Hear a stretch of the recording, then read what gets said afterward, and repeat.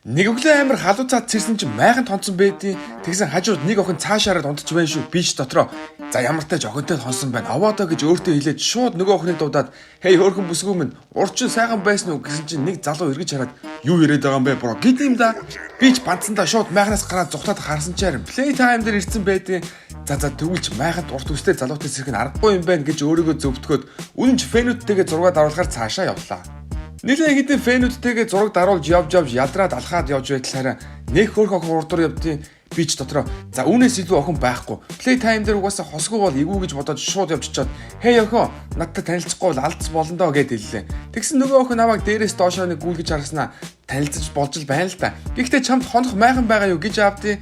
Би ч тэр охинд "Чи чинь намайг мэддгүй юм уу? Би бол рэпер гана. Хаач хондог" гэд бардам хэллээ. Тэгсэн нөгөө охин "Хэн байх нь яхав дээ. Толгой хоргодох майхангүй бол би чамаар яах юм" гэд хазар дээр зөөлөн үнсснээ яваад өгдیں۔ Амьдралд анх удаа майхангүй гэдэг шалтгаанаар охин тоогддог юм да. Би ч бүр гайхаад цаашаага лааж өшөглөөд явж байтал ахаад нэг хөөрхөн охин явж байна шүү. Тэр охин бүр харваас майхан дээр тоохгүй шинжтэй шоуч маягийн охин байхаар нь явж чад шууд "Сайн уу?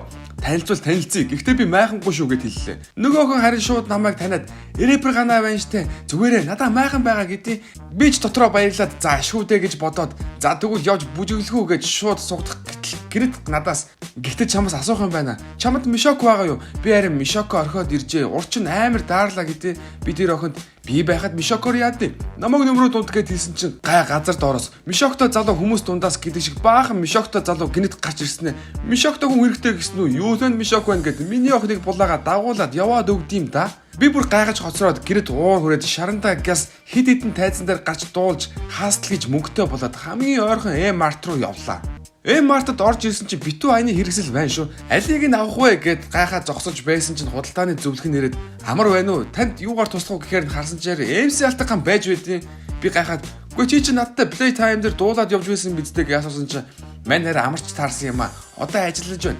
Чи айны хэрэгсэл сонирхож байгаа бол яг зөв газараа ирсэн байна. Дээр нь манайх 30 мянган төгрөгийн худалдаа авалт тутамд нэг суглаа өгч байгаа шүү. Энд байгаа бүх аялын хэрэгсэл хонжуурт нь байгаа. 7 сарын 17-ныг хүртэл үргэлжлэн" гэдیں۔ Би ч дотроо за тэгвэл зөв газараа иржээ. Бүр давхар аялын хэрэгсэлтэй болно гэж бодоод үүргэвчээ дүүртэл худалдаа авалт хийгээд тэндээс явсан юм да. Ер нь тэгээд эр хүн хүл хучих мишоктой толгой хоргодох майхантай бол хаач алдахгүй гэдэг шиг тэр цагаас хойш би өөрийн гэсэн аяны хэрэгсэлтэй болсон юм да.